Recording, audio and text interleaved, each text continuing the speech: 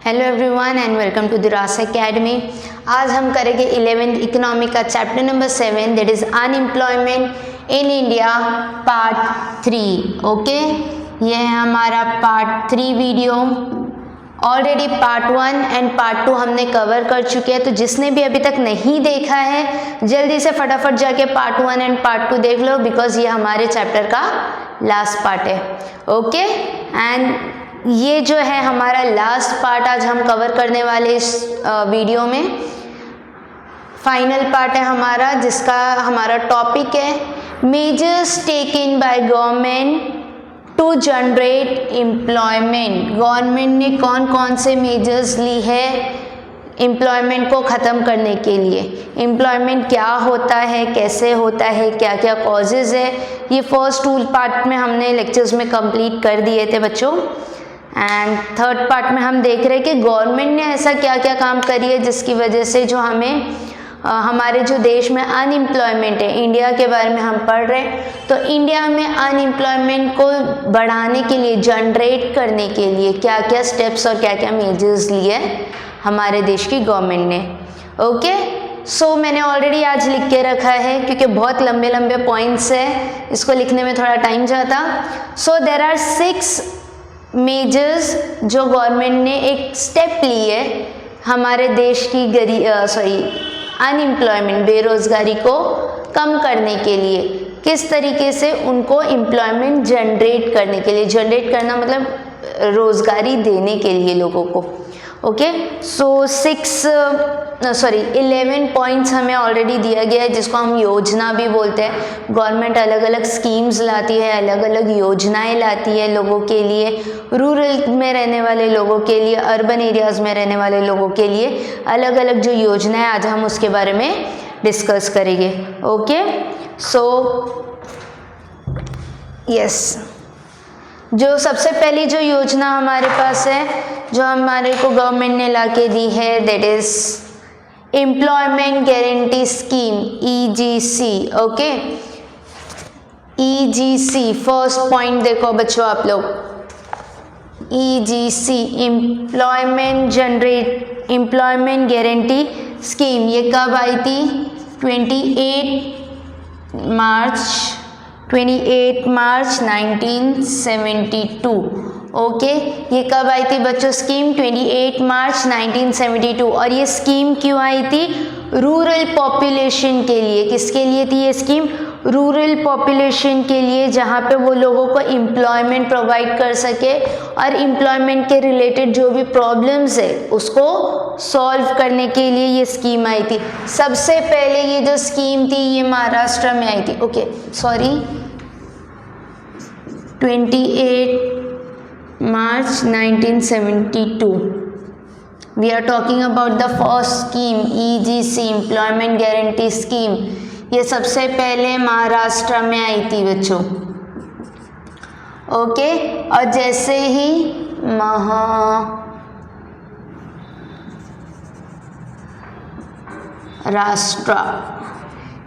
ही महाराष्ट्र में ये सक्सेसफुल हो गई, बाकी के भी स्टेट्स में ये क्या हो गए? इम्प्लीमेंट हो गई थी। ओके, सेकेंड थी SGSY, स्वर्ण जयंती ग्राम स्वरोजगार योजना। बहुत डिफ़िकल्ट नाम है, आप लोग को इसको बाय हार्ट करना पड़ेगा। मुझे नहीं हुआ है इसलिए मैंने लिख के रखा है आप लोग के लिए। मुझे एग्ज़ाम देना भी नहीं है, आप लोग को देना है, तो अच्छे से नाम याद कर लो, ठीक है। इसमें से मे बी 4 या 5 पॉइंट्स पूछ सकते हैं कि राइट एनी 5 मेजर्स या राइट एनी 4 मेजर्स। ओके, तो जो आप लोग को इजी लग रहा है, जिसके आप लोग को डेट्स अच्छे से याद होंगे, वो करना। सेकेंड, स्वर्ण जयंती ग्राम स्वरोजगार योजना, ये कौन से ईयर में आई थी? 1999, अप्रैल 1999 में ये योजना आई थी। किसके लिए आई थी ये? अगेन रूरल पॉपुलेशन के लिए। और ये मात्र एक ऐसी स्कीम थी जो रूरल लोगों को सेल्फ एम्प्लॉयमेंट देता है। ओके, स्वर्ण जयंती ग्राम स्वरोजगार योजना इज द ओनली स्कीम जो सेल्फ एम्प्लॉयमेंट देता है लोगों को, रूरल पॉपुलेशन के लिए। ओके, और ये किसको रिस्ट्रक्चर करके आई थी? IRDP, that is integrated rural development programme, integrated rural development programme IRDP को इसने रिप्लेस किया था। ओके, रिप्लेस करके ये SGSY आया। सेकेंड पॉइंट था ये। थर्ड पॉइंट देखो, इसमें कुछ भी एक्सप्लेनेशन नहीं है बच्चों, इसमें एक एक नाम है, योजना है, किसके लिए आई थी, कब आई थी और क्या इम्प्लीमेंट करना था वो लिखा गया है। ओके, थर्ड इज स्वर्ण जयंती सहारी रोजगार योजना, स्वर्ण जयंती सहारी रोजगार योजना जिसको हम लोग SJSRY भी बोलते हैं। ओके, ये कभी स्टार्ट हुआ था? 1997, दिसंबर 1997 में। ओके, दिसंबर 1997 में आई थी। ऊपर की ये जो दो स्कीम थी ये रूरल के लिए भी थी, ये भी रूरल के लिए थी, but this scheme was for the urban people. Urban people का मतलब होता है शहर में रहने वाले लोगों के लिए बच्चों ये स्कीम थी। Okay, now see urban areas में ये किसके लिए थी? अंडर एम्प्लॉयड लोगों के लिए और अनएम्प्लॉयड लोगों के लिए। दोनों में डिफरेंस क्या है? अनएम्प्लॉयड जिनके पास कुछ काम ही नहीं है उन लोगों के लिए ये स्कीम थी, और अंडर एम्प्लॉयड लोग जो जिसमें पोटेंशियल है 8 घंटा काम करने का लेकिन उनको जॉब सिर्फ 4 घंटे की मिली है, तो ऐसे लोगों के लिए ये स्कीम आई थी स्वर्ण जयंती सहारी रोजगार योजना। इसमें टोटल 100% में से 75% जो है वो शेयर किसका है? सेंट्रल गवर्नमेंट का है, और 25% स्टेट गवर्नमेंट का शेयर है। Okay, moving forward to PMRY, Pradhanmantri रोजगार योजना। ये आप लोग ने भी सुना होगा, प्रधानमंत्री रोजगार योजना जो लोगों को काम देता है। कौन से ईयर में आई थी ये? 1993। ये क्या देता है? Provide sustainable self employment. क्या देता है? सस्टेनेबल, अच्छी तरीके से सेल्फ एम्प्लॉयमेंट लोगों को ये प्रोवाइड करता है। एंड क्या अपॉर्चुनिटीज थी? More than 1 educated unemployed youth. किसको प्रोवाइड कर रहा था? 1 मिलियन एजुकेटेड अनएम्प्लॉयड यूथ, जो पढ़े लिखे तो है लेकिन उनके पास करने के लिए काम नहीं है। ओके, पढ़े लिखे होने के साथ साथ जो अनएम्प्लॉयड लोग हैं, जो हम लोग ने एजुकेटेड अनएम्प्लॉयमेंट में देखे थे, तो वो जो आता है वो अनएम्प्लॉयमेंट को हटाने के लिए प्रधानमंत्री रोजगार योजना लागू हुआ था। एक स्कीम आई थी जो एजुकेटेड लोगों को जॉब प्रोवाइड करती थी। ठीक है, कितने लोगों को? 1 million.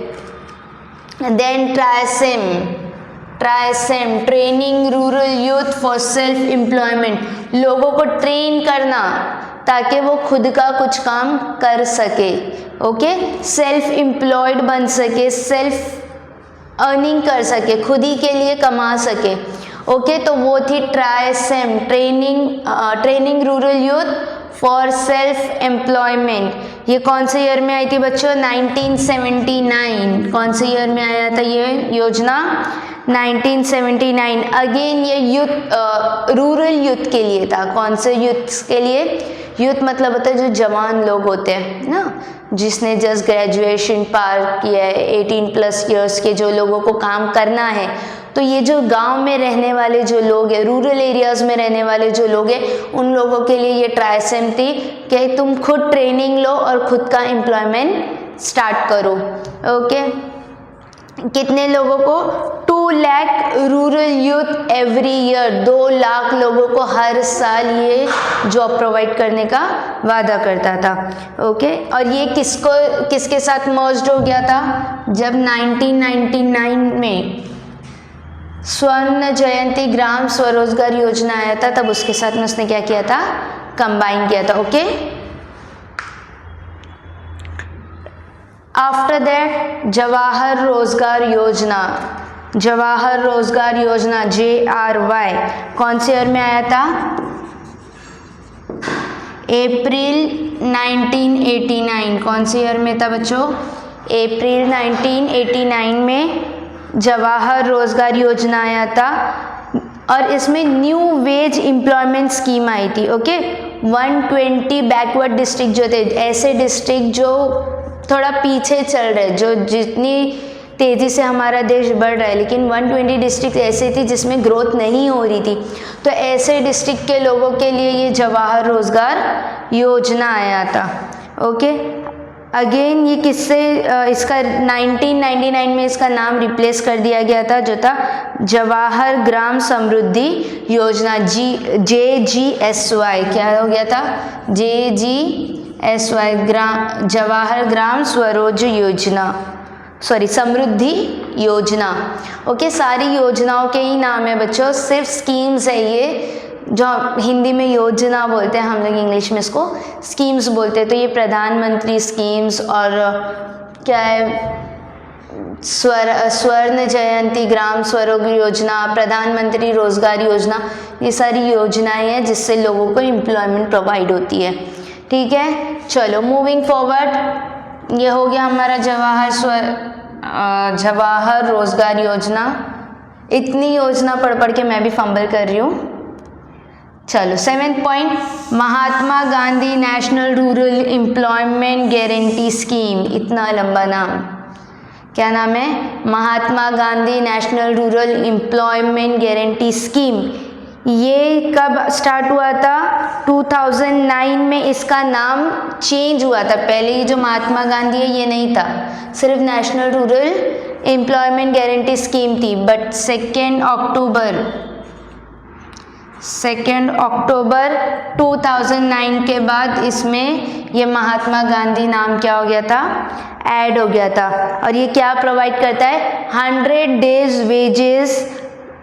wages employment in a financial year to at least one member of every family। हर गांव में रहने वाले लोगों को, रूरल में रहने वाले लोगों की फैमिलीज में से एक पर्सन को 100 दिन के लिए गवर्नमेंट क्या देगी? काम देगी, उनको वेजेस पे रखेगी। फाइनेंशियल ईयर जो होता है, फाइनेंशियल ईयर कब होता है? 1 अप्रैल to 31 मार्च। उस फाइनेंशियल ईयर में हर फैमिली में से एक पर्सन को 100 दिन के लिए काम मिलेगा। Okay, now 8 point, Deen Dayal Upadhyay ग्रामीण कौशल्य योजना। क्या नाम है बच्चों? दीन दयाल उपाध्याय ग्रामीण कौशल्य योजना। ये कौन से ईयर में आई थी? 2023 एंड 2014 में आई थी, 23 सितंबर 2014। ओके, क्या प्रोवाइड करता था? Reduce poverty as well as provide gainful and sustainable development through regular wages. Okay, regular wages से रूरल यूथ जो थे, जो गरीब फैमिली से आते थे, जो पुअर फैमिली से आते थे, उन लोगों के लिए ये योजना बनी थी 23 सितंबर 2014 को। Okay, ministry of rural development ने इसको अनाउंस किया था। और इस प्रोग्राम के अंतर क्या क्या करते थे? स्किल डेवलप कराते थे, स्किल ट्रेनिंग देते थे, प्रोग्राम्स रखाते थे जिसमें लोग अपनी स्किल्स को सीख सके और फिर काम कर सके। Okay, 9th point, national policy for skill development and entrepreneurship. कौन से ईयर में आई थी? 2015। सबसे पहले ये 2009 में आया था, देन 2015 में स्टार्ट हुआ था। 2009 में फर्स्ट आया था, उसके बाद में 2015 में स्टार्ट हुआ था। ये किसके लिए था? प्राइवेट सेक्टर वालों के लिए, जो पार्टिसिपेट कर सके कुछ इनोवेशन लाने के लिए हमारे देश में। ओके, हमारा देश ग्रो कर रहा है तो प्राइवेट सेक्टर में भी कुछ ऐसे लोग हैं जो गवर्नमेंट में काम नहीं करते लेकिन प्राइवेटली काम कर रहे हैं। उन लोगों को हाई लेवल पे लेके जाने के लिए, कुछ इनोवेशन लाने के लिए देश में ये योजना आई थी। और इसमें क्या क्या इंक्लूड था? Promote entrepreneurship culture. एंटरप्रेन्योरशिप क्या होता है, खुद का बिजनेस स्टार्ट करने वाले बिजनेस पर्सन लोग जो है उसको प्रमोट करो, कल्चर लाओ और एंटरप्रेन्योरशिप को इनकरेज करो, बढ़ावा दो उसको, as well as promote entrepreneurship amongst the women क्या, जो औरतें हैं जो काम नहीं करती है उनको इनकरेज करो कि एज ए वुमेन तुम अपना खुद का बिजनेस स्टार्ट करो। एक छोटा सी भी बिजनेस हो सकता है, अचार पापड़ का, माधवी का, है ना, कौन सा है सीरियल तारक मेहता का उल्टा चश्मा में जो माधवी कर रही है अचार पापड़ का बिजनेस, तो that's also an entrepreneur, she is also an entrepreneur. वैसे ही हर औरत को कुछ ना कुछ एंटरप्रेन्योरशिप डेवलपमेंट लाना पड़ेगा और कुछ करना पड़ेगा, तभी ही ये देश आगे बढ़ेगा। ठीक है, बहुत सारी योजनाओं के बारे में बात हो रहा है। Last 2 points,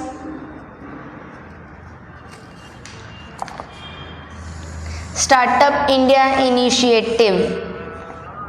startup India initiative 2016 में आया था, ये जनवरी 2016, ये सबसे रीसेंट योजना में से आता है ये, और दूसरा ये 2016 to 20 क्या था इसमें, strength and inspiration to the talented youth generation of India to do something new for India and the humanity. कुछ नया लाओ, देश में कुछ नया करो, कुछ नया लाओ इंसानियत के तौर पे, टेक्नोलॉजी के लिए, bring something new to India. Startup India initiative मतलब शुरुआत करो कुछ नए की। प्रधानमंत्री कौशल विकास योजना, चर्चा में रहने वाला योजना, बहुत ज़्यादा वायरल हुआ था ये योजना, प्रधानमंत्री कौशल विकास योजना 2016 to 2020। इसमें क्या था, स्किल डेवलपमेंट सिखाते थे लोगों को और मॉनेटरी रिवॉर्ड देते थे। जैसे ही आपने कोई स्किल सीख ली तो आपको पैसे से रिवॉर्ड किया जाता था। ओके, और गवर्नमेंट ने इसमें 12 करोड़ तक का स्पेंड करी थी टिल 2020। ये बजट कितना था, 12 करोड़ का बजट था कि लोगों को स्किल्स सिखाई जाए और उनको मॉनेटरी रिवॉर्ड किया जाए, मॉनेटरी फॉर्म में रिवॉर्ड किया जाए, उन्हें बढ़ावा दिया जाए ताकि वो आगे कुछ सीख सके। ओके, प्रधानमंत्री कौशल विकास योजना। सो बच्चों, these were the 12 schemes. Employment guarantee scheme, स्वर्ण जयंती ग्राम स्वरोजगार योजना, स्वर्ण जयंती शहरी रोजगार योजना, प्रधानमंत्री रोजगार योजना, training rural youth for self employment, Jawahar रोजगार योजना, Mahatma Gandhi national rural employment guarantee scheme, Deendayal Upadhyaya ग्रामीण कौशल्य योजना, national policy for skill development and entrepreneurship, startup India initiative and lastly प्रधानमंत्री कौशल विकास योजना। Okay, so my dear students, these were 11 योजना, 11 schemes started by the government of India, जिससे unemployment जो थी वो हटा सके और एम्प्लॉयमेंट जनरेट कर सके। सो दैट्स इट, यहीं तक का था ये चैप्टर। कंप्लीट हो चुका है हमारा part 3 and the complete chapter unemployment in India. ठीक है, आई होप आप लोग को अच्छे से समझा होगा, और अगर आप लोग को इसमें से कोई भी डाउट होता है, मेरे पार्ट 1, पार्ट 2 या पार्ट 3 आप लोग अच्छे से देखो, कुछ भी बच्चों अगर आप लोग को डाउट होता है, comment section is all yours, आप लोग कमेंट करके मुझसे पूछ सकते हो। दैट्स इट, डिस्क्रिप्शन में आपको हमारी लिंक, वेबसाइट के नोट्स सब कुछ मिल जाएंगे, सब कुछ अवेलेबल है आप लोग के लिए, आप लोग को क्या चाहिए, and I am here to help you all. ठीक है, till then take care and study well. Bye bye.